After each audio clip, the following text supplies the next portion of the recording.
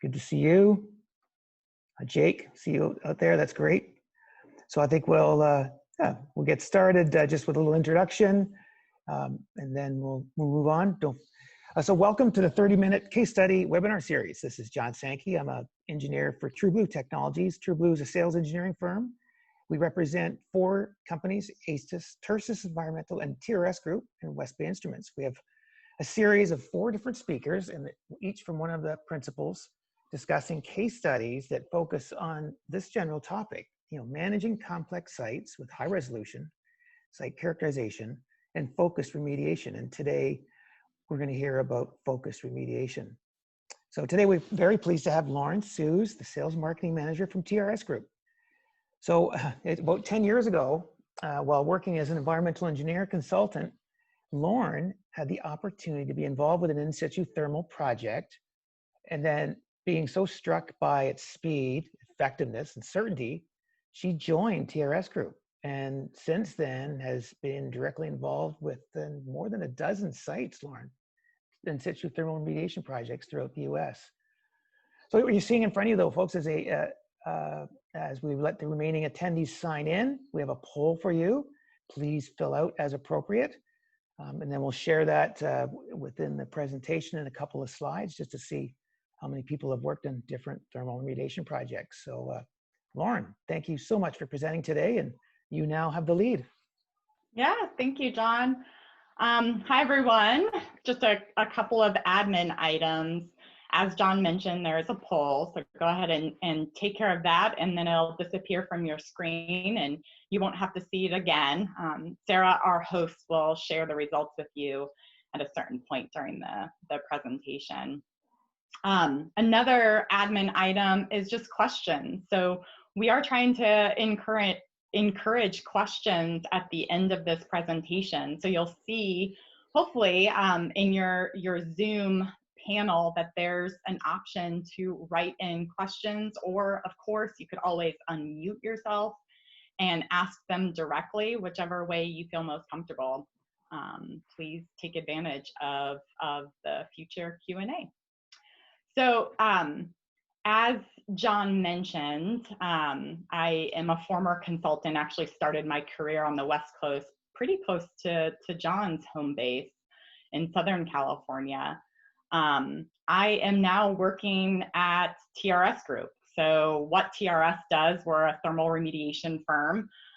It's a 100% ESOP company. So you've got a bunch of employee owners here, very passionate group. It's a small group. There's only about 70 employees, but we've got a big presence. We're international, and this remote setting. So we work from our homes, from our offices, just about everywhere. And that happened to be before COVID-19 even struck us. I know all of us are in that boat right now. But again, we cover lots of different time zones.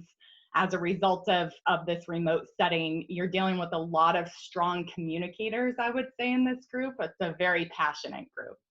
And one thing, that definitely brings us all together is the projects. So I'm here to talk about one of those projects, one that I recently managed on our East Coast. As John mentioned, I am now operating as the sales and marketing manager for TRS. So my role has changed a little bit since this project wrapped up. So it might be a little bit of an emotional journey for me. There might be a tear or two as I broadcast some of the joys that we experienced on this project. So please bear with me. So the project that I'm here to talk to you guys about is the Brandywine DRMO Yard Superfund site. So this is a photograph of a very unassuming site entrance. As I mentioned, this was my last project that I touched. The operations at this site concluded at the very end of 2019, the thermal operations. We're wrapping up some reporting earlier this year, but things are winding down. The key players here are HGL, Hydrogeologic, they're our client, they're our main collaborators. They've got a ton of history at this site, my history is very small in comparison to the work that they've done here. A lot of interesting work on that note. It's not like your typical RIFS, record of decision type of a Superfund site. There's been interim remedial actions that they've managed. They've reduced a very large groundwater plume at this site to a small source area, which happened to be the target of this thermal remedy that I'll be discussing. And then of course I have to shout out to our client, that's the Army Corps, Omaha. They weren't just, the contracting party, they were so much more for this project, truly a champion supporting the technology and a big collaborator for us. And then of course, locally, this is Air Force property. This is a environmental restoration team out of Joint Base Andrews. This is technically property that is owned by Joint Base Andrews, but this is an off-site property. They were so open during the remedies execution at sharing this technology, sharing their site with others. So major kudos to them. Folks on the East Coast, especially around the DC area, had ample opportunity to get out to this site and see it because the Air Force was so open with regards to the gates at this site. So let me take a step back and just talk about the thermal remediation technologies that are out there in the world. And as you may recall at the beginning of this presentation, there was a poll that described these three main technologies. So now you should be seeing the results of those, of those polls. So it looks like as though everyone has experience with either all of them or none of them. So this is a really eclectic group. This is awesome. So thermal conduction heating, electrical resistance heating, and steam enhanced extraction. Those are the three core thermal remediation technologies that are out there in the world. Of course, HEPA remediation, that acronym stands for heat enhanced plume attenuation. That occurs at sub-steaming temperatures. So you might see that in the thermal world from time to time, but the three core technologies are TCH, ERH, and steam. Those technologies, they're all governed by different things. So thermal conduction heating, you've got a heater in the subsurface, and that's the source of your heat. You wait for that heat front to move outwards from that heater well that's installed in the subsurface or in piles and ex situ type of applications. You can use those heaters and just waiting for heat transfer from one soil particle to the next soil particle to move that heat front. And then of course there's ERH, which we'll spend a little bit more time talking about during this presentation because ERH was the technology that was used at Brandywine. And that's governed by electricity. So you're actually injecting electrical current into the subsurface. It's the resistance that current encounters as it moves from one electrode to the next, which is ultimately responsible for heating the subsurface. And you actually create steam in situ in that type of an application. The steam enhanced extraction is slightly different. You're actually creating the steam ex situ and then injecting it into the subsurface and moving that through a series of injection and extraction points. That could be a really powerful tool. It's got a very limited applicability, but it is very cost efficient when it can work. So that's a quick summary of those three different technologies. Just to have a quick plug on TCH. TCH has a very big range when it that we're working with right now in the PFAS world. That, when the conditions are right in the vadose zone, or again, in those ex situ piles that I was referring to, TCH can be a very powerful tool to actually volatilize PFAS from a source soil in those conditions. So with regards to how we select a technology, how do we decide which one do we choose? For us, it's all about power delivery. So efficient power delivery is ultimately what we are trying to accomplish. And operating these sites, depending again on that efficiency of the power delivery to the subsurface, results in systems operating for anywhere between about 3 to 6 months to again remove that source from the subsurface. We use modeling to try to optimize energy density and figure out what is going to be required in order to achieve the goals that the stakeholders have set. That is ultimately what informs that technology selection. So that modeling is based off of a lot of experience in tough matrices.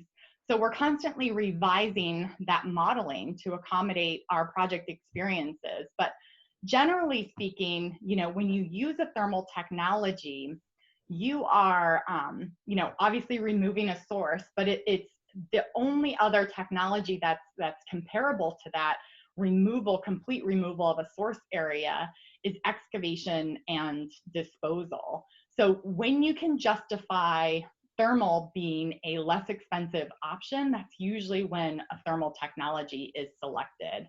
You can see over on the right-hand side a graph that was prepared that gave a general estimate of treatment costs of a dig and haul type of scenario in comparison to an in situ thermal treatment. So, you know, once a site gets to be about the size of you know, 1,500, 2,000 cubic yards, thermal can be a attractive solution to consider.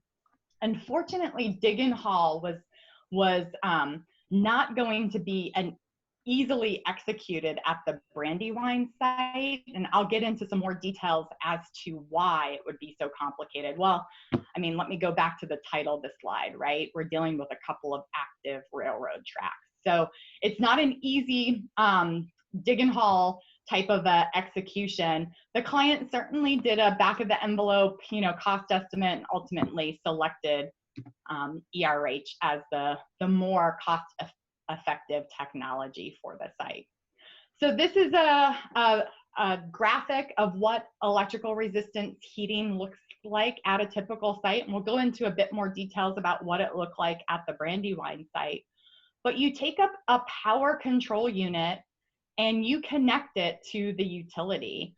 And then coming out of that power control unit, you can see a bunch of electrode power cables that are essentially delivering different voltages to the subsurface. So you use those electrodes, the vertical board electrodes that are shown here, you use those electrodes to inject that electrical current. And again, that resistance that current encounters is ultimately what's creating that steam in situ, that's causing that phase change to occur in the ground. So over on the left-hand side, you can see the you know, graphic that shows the expansion that's occurring from that phase change of water transitioning into steam. The large volumetric expansion, that's what makes all of these thermal technologies really powerful when you operate these technologies to full steaming conditions. So again, you're creating that steam in situ, you're volatilizing these contaminants from clay, from rock, and you're capturing that steam, the vapors, in the vadose zone. So you're applying a low vacuum to the subsurface, and you're using vapor recovery streams to then pull that vapor, pull that steam back through into some steam condensers that are on site. So you use those steam condensers, process the steam and the vapors. You create a process vapor that you then treat at the site using, you know, vapor phase granular activated carbon, or perhaps a regenerative thermal oxidizer. There's some other technologies that we can plug in there depending on what the mix of contaminants is that we're dealing with and how much mass you're expecting. And then of course there's a vacuum recovery blower that's also used, that's responsible for that vacuum that's being applied to the subsurface. But it's a really powerful technology. Again, you operate these systems for only a few months to remove that source.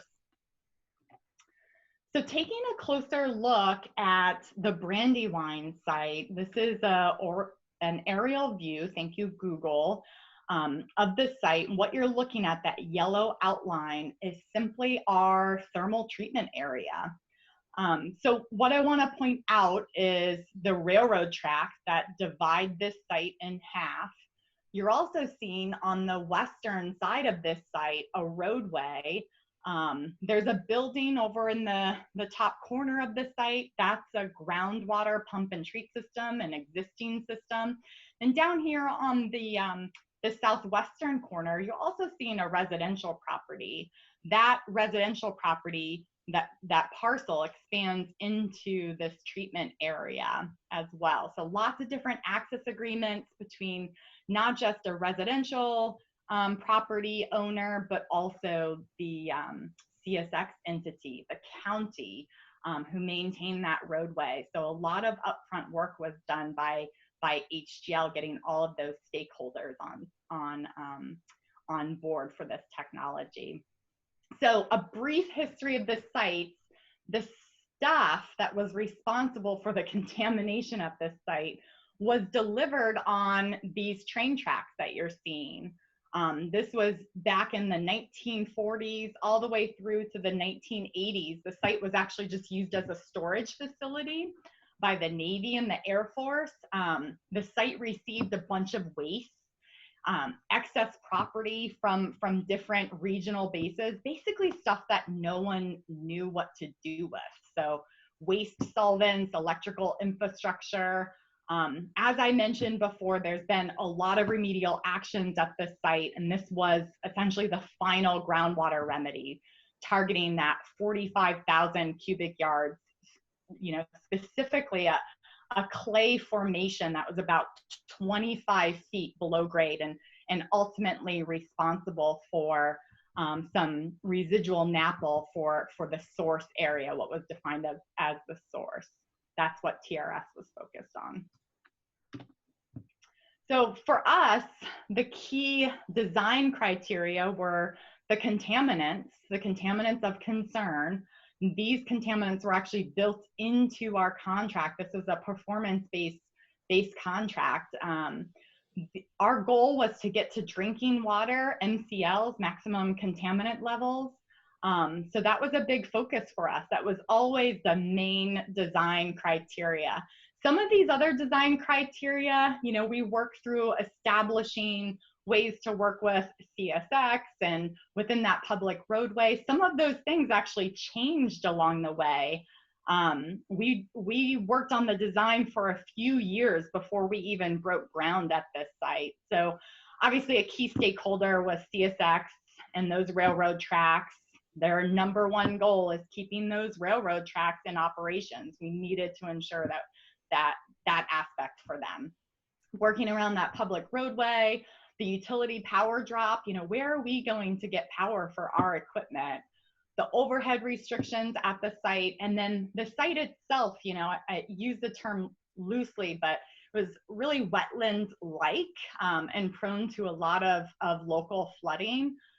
So, at the very beginning of the project, taking a look at the site for the first time, it was full of water. Can we really do thermal underwater? We certainly had to design a system to do just that. So this is what the design looked like conceptually. This is what you're looking at is the ERH electrode layout. There's really two different electrodes that were used at this site, and the main reason for that is those high voltage transmission lines. Again, those overhead clearances at the site we were working around. So you're looking at some squares, some rectangles, and then some circles. The squares represent our sheet pile electrodes. We'll get into a bit more detail on those in upcoming slides. And then we also used vertical board electrodes as well as a way to work underneath those high voltage transmission lines. Of course, we had to work within the roadway too. So you can see here that we've got several electrodes that are worked within the roadway. We had to keep that roadway open, not only during construction, but also operations. So all of that infrastructure was completed below grade, and then trenching was used to bring those electrode cables from one side of that road to the other side. We also installed vapor recovery conduits and some data communication lines in those trenches. But that wasn't the only location that was complicated with regards to getting things from one side to the next. Obviously, those railroad tracks, right? We can't block the railroad tracks. We can't go over the railroad tracks. CSX doesn't like you doing anything over their tracks, even if it's overhead. But they do have a very specific manual with regards to how to install conduits underneath their tracks. So we use jack and bore conduits, and you can see that down at the bottom here. There were several different jack and bore conduits installed at this site.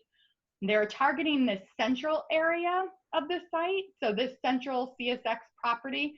We needed to bring ERH power cables, vapor recovery stuff from the central area over to the east side.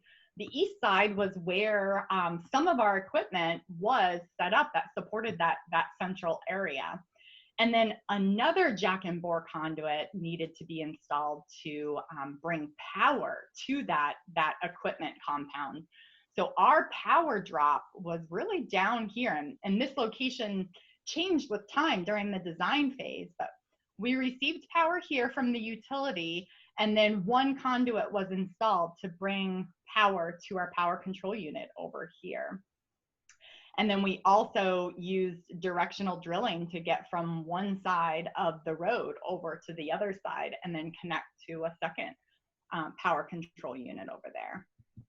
So one other thing that I want to mention in this site plan is that vapor recovery plenum. You might recall this site was prone to flooding. So there were a lot of, upgrades that were made to the drainage at the site. We also installed a vapor recovery plenum in order to essentially build an artificial vadose above that known water line. So we built the site up to accommodate those vapor recovery within our own vadose zone at this site. So going on to the next slide, here's some photographs collected during the subsurface installation. We used Abscope Environmental out of New York, and Abscope did all of the sheet pile installation for us. We also used GSE out of Alabama to help support the drilling that we did at this site. A couple of contractors that we really enjoy working with on the East Coast. But you can see here, these are our two completely different types of electrodes. So you've got a sheet pile electrode that's going into the ground on the left-hand side. And then you've got a vertical board electrode that is being installed within that CSX right-of-way. We do love sheet piles. We love, board electrodes too. That could be a very powerful tool. You can do angles, horizontal stuff. But we really, really love sheet piles. They go in the ground so easily. When we can use them, we love to use them. And of course, it's all about surface area for us in these electrodes, and sheet piles offer a really large surface area in the subsurface. So you can see that Abscope is getting ready to install a sheet pile within that roadway. That roadway is kept open. It was limited down to one lane during construction, but that sheet pile is going to go inside of a trench and again, be installed all below grade in order to reopen that complete roadway back up to public. So just moving on to those really cool jack and bore conduits that I had mentioned, there were two purposes of those conduits. One, to connect that center sliver of those electrodes with the equipment that was on the other side. And then the second purpose was to support that power drop. So here you can see the big jack and bore pit that was installed at the site. There ended up being a total of 4 different conduits installed several feet below that CSX Railroad Tracks. So this technique, I'm happy to report, is widely accepted by CSX. I mentioned how they had a manual specific to installing conduits and utilities below grade underneath some of their tracks.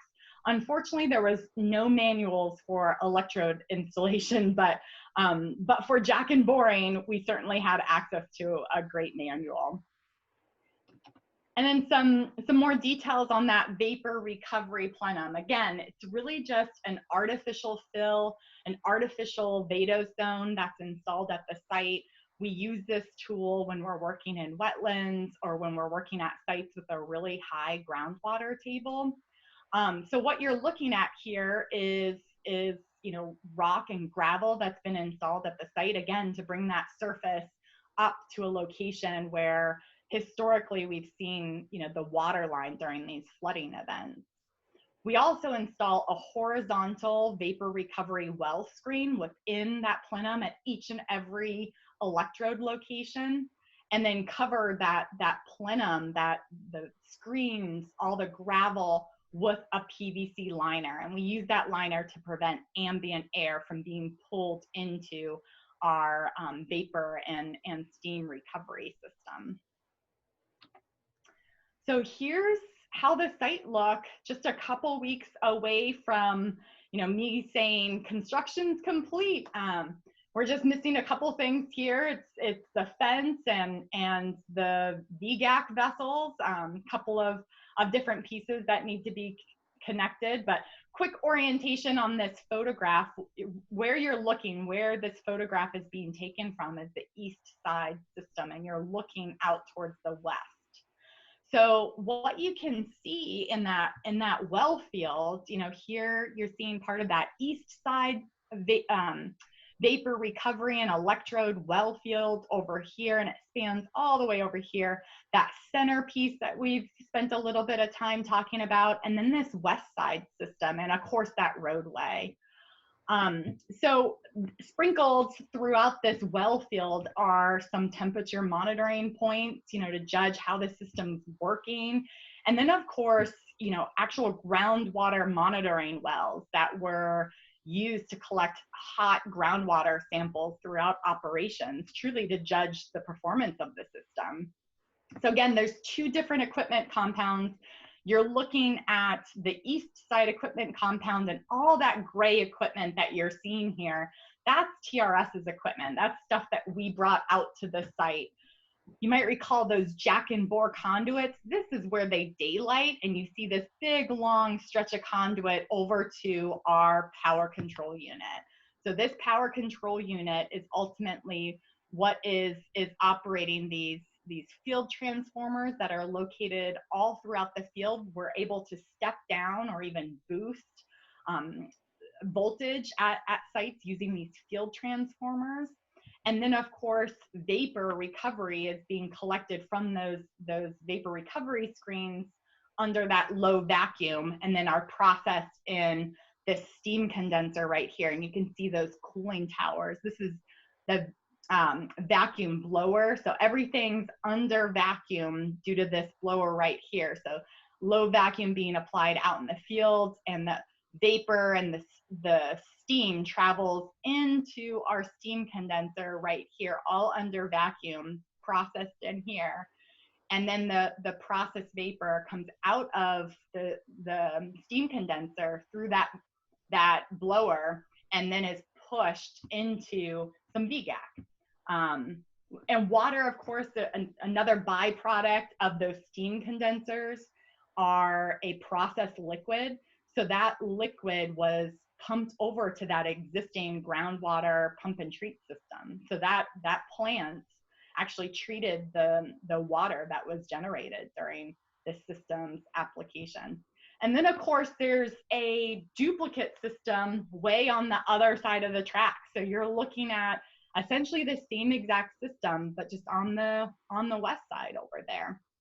Two different systems were used on either side of the tracks to support this site. So let's spend a little bit more time talking about those tracks and talking about some of the work that we did with CSX.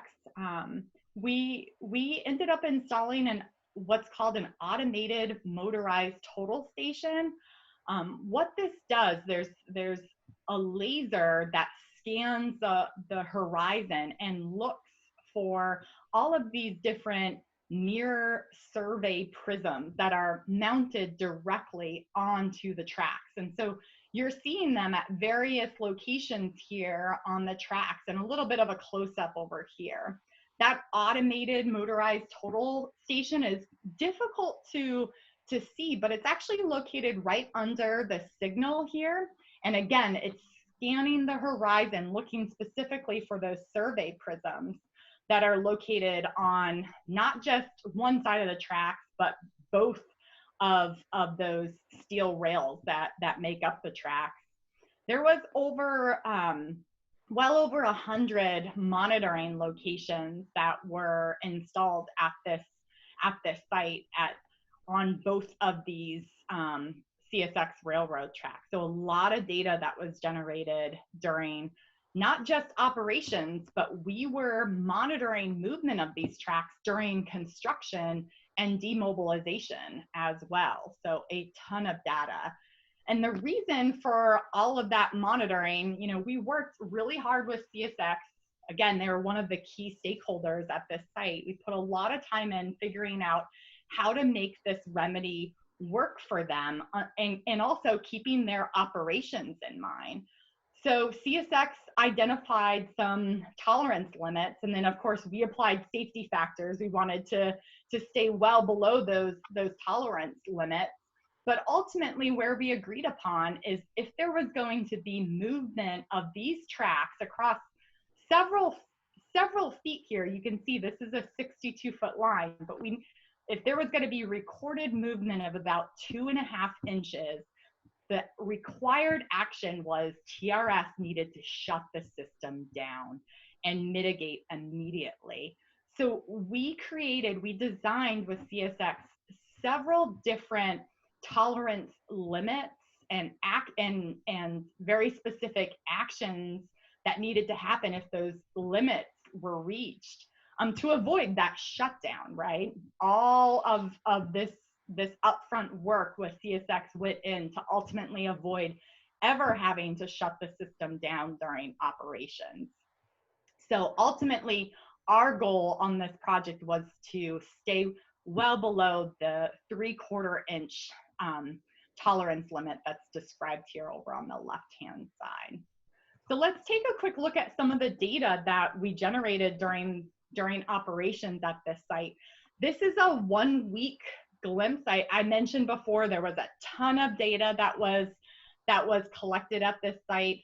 This is simply a 1-week glimpse. You could see this orange line is the temperature, the ambient temperature, and all of that movement here. You've got nice correlation. Anytime the temperature rises, you see movement, right? And then it starts to get cold at night, and then you see movement the other direction. So huge correlation, tons of movement, just ambient baseline movement simply as a result of the temperature of the day. And one thing I want to make note of over here is really we're limited to movement that's far less than even 1/4 inch at this one particular location.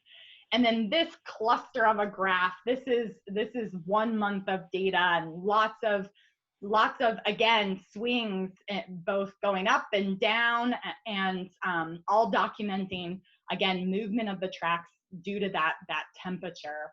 But a lot of movement that you can, or what appears to be a lot of movement. But again, I just want to point out, this is 1/4 inch that we're dealing with here. So what we found at this site throughout operations, construction, and demob was we never even got close to that 3/4 inch tolerance limit that was designated with CSX. So the results, CSX and some of the data that was generated from the track monitoring was really cool, but we're all here to reduce concentrations, right? As I previously mentioned, 1,4-dichlorobenzene was a big contaminant of concern for us. The pre-concentrations are listed here in the background, and our goal was to get less than the MCL for 1,4-DCB, which was achieved. And then these are the results of TCE. So again, you're looking at the pre-ERH results in the background. The scale of the groundwater or the concentrations in groundwater is a little bit different for TCE. That was definitely the controlling contaminant at this site. And you can see that we were able to achieve significant reductions in the TCE concentration at the site, with the orange representing that post ERH data. DP61, excuse me, was a little painful for us. So the last data point was 5.68 micrograms per liter. And of course, the MCL for TCE is 5.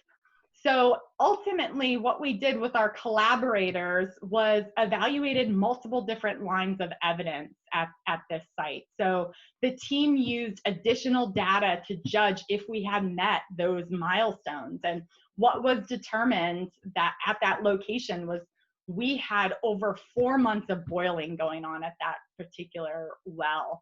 Pretty well documented, with average temperatures being above 100 degrees Celsius at that location. We, removed a significant amount of mass at this site overall, and had been at less than 1 pound per day for 3 months.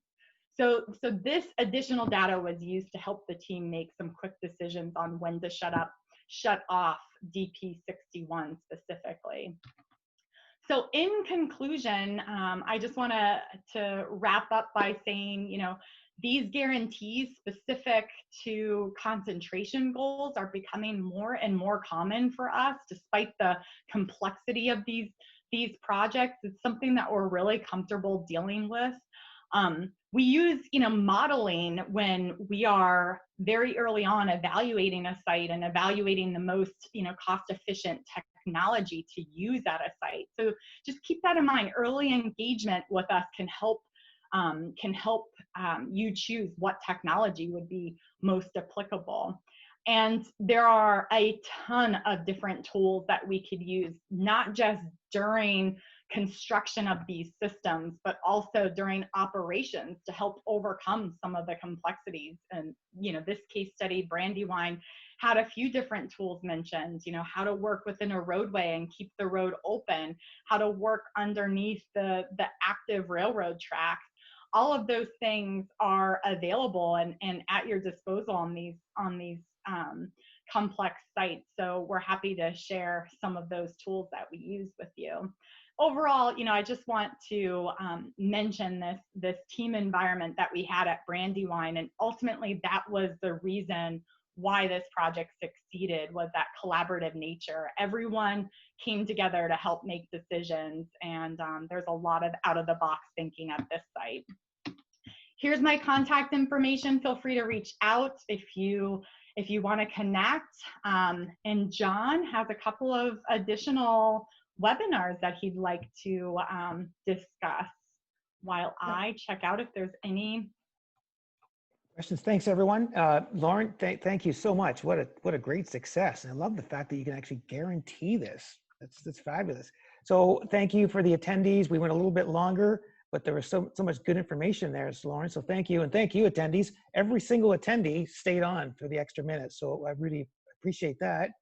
And we do have time for questions now for those who do have to move on to getting caught up with emails throughout their day. But we feel free to stick around for some of the questions. There's one question here. Too many emails, John. Have you ever used horizontal electrodes before? Yes, we have. We have experience on a site on the East Coast with horizontal electrodes. We're working on a site right now where we're using horizontal electrodes. So it is available. It's one of those tools. It can be an expensive tool. It was considered for this site in particular, but we opted for another approach that was able to keep the cost of this remedy down. But it can be very, very powerful when access is a big issue. I have another question here. How far would the heat go into the wetlands? So heat travels only a few feet. Earth materials in general are really good insulators. So it really doesn't travel that far outside of the thermal treatment area. It is moving at, less than an inch a day, essentially, for perspective. We've got another question that came in about the wet conditions, and did it help or hinder the ERH remedy at this site? So you would think with all of that, with all of the flooding and the wetland conditions that I was describing at this site, it's pretty amazing. If in this particular site, we went above and beyond to design around conditions that ended up being incredibly dry during operations. During construction of the system, it happened to be the most wet season DC had seen in years, but during actual operations, it ended up, we experienced really dry conditions. So it really didn't help or hinder, I could say, the actual operations of the system.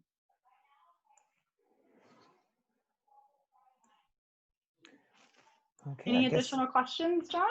I think that's it. Is there one more coming in here? Okay. Well, thanks, everyone.